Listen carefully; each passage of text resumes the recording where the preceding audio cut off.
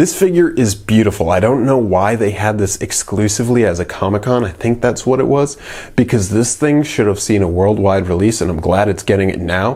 Booyaka, as Undertaker would say. Just kidding, he never said that. Undertaker, Defining Moments. One of the few Mattel figures that have been re-released. And that's why I'm really interested in this guy, because the DDP figure in the last Elite series, or 2 series, whichever one, that seemed to be kind of like a re-release. And this is, I think, a straight up re-release.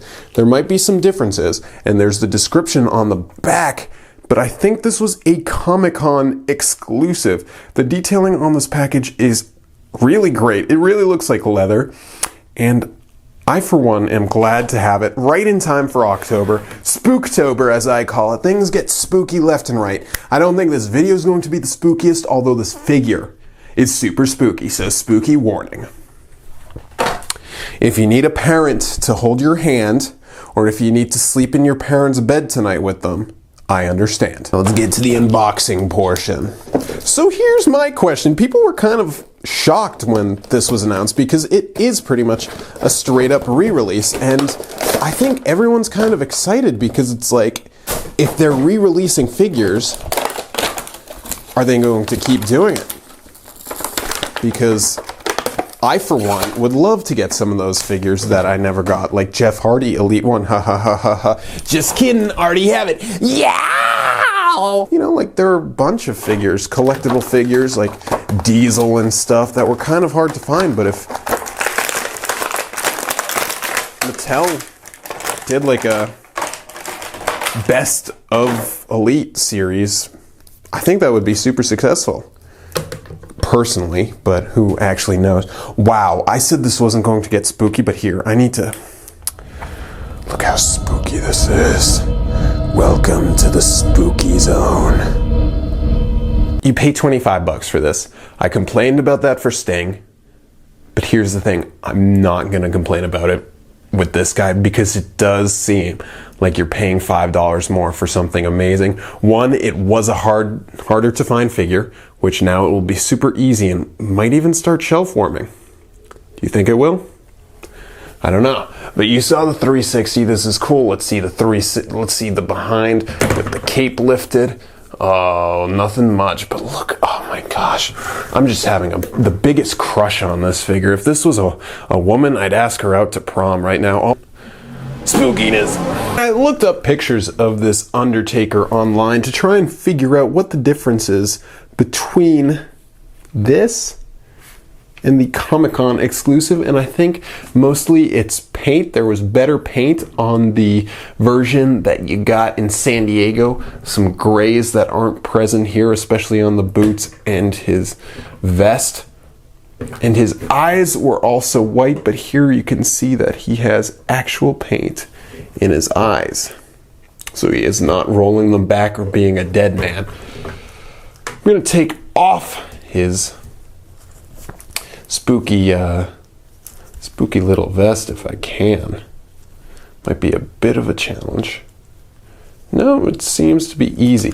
Now the question is, like, why would you take this off? And it seems to be quite challenging because his hair is so stiff. It just inhibits the removal of this, and like I've seen pictures and you can take it off, but I don't think I can take it off in this review, which is unfortunate. So you can see that there is stuff under there. I can't get it off. You might have to like boil it or something. There's some classic Mattel poorly painted skin tone underneath there. So recommendation wise, I wouldn't even take it off because I think it looks just as good with it on there, and I really can't see why anyone would want to take it off. Then the classic thing with Mattel is like once you start taking these things off, it's so difficult to get them back in, so I just suggest leaving it on there. This is so cool. The face, you can tell it's Undertaker with long hair and stuff. Has his hair done nicely. I think it's awesome. People always say, like, do you recommend figures? And the thing is, a lot of times I don't recommend them. It's more, I do these reviews so you have a better understanding of what the figure gives you, and so you can make a choice whether you want it or not. I barely ever recommend figures. This one gets a recommendation. This looks cool. It's October, things are getting spooky, and this will definitely help you get in the spooky spirit. So I definitely recommend hunting this down, finding it, picking it up if you weren't at that Comic-Con. And I love the cloth cape. It is nice.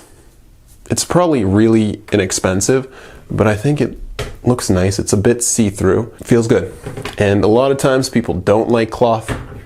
I love it here. I think it works beautifully. I feel like if they did a sculpted cape cloak or something, it wouldn't be as good. This looks nice. You can kind of have him be like Batman or something. I'm Undertaker. And I've been seriously boosting this up, saying it's awesome, where the Sting I was a bit disappointed. And yes, I am disappointed that you can't take off the cloak easily. And it doesn't come with any accessories. I don't think it needs an accessory. I think the cloak is the accessory. Yes, Sting came with a baseball bat, but the problem with Sting I had was that the paint was horrible. This, its only problem is that the vest is nearly impossible to take off, which is a huge problem, but you might find it easier to take off. I still think Sting is overrated. I think people are saying it's way too good for what it actually is. And some people might say that about me and how I'm reviewing this figure. And it might be cool. I might pick up a second and paint it the Comic-Con exclusive color. Fig Hack Sprout. So cool. Although the 80s called, they want their shoulder pads back. Oh my gosh. Oh my gosh, spooky. Welcome to Spooktober. You will never leave until November. That was so spooky. Check out this other spooky video.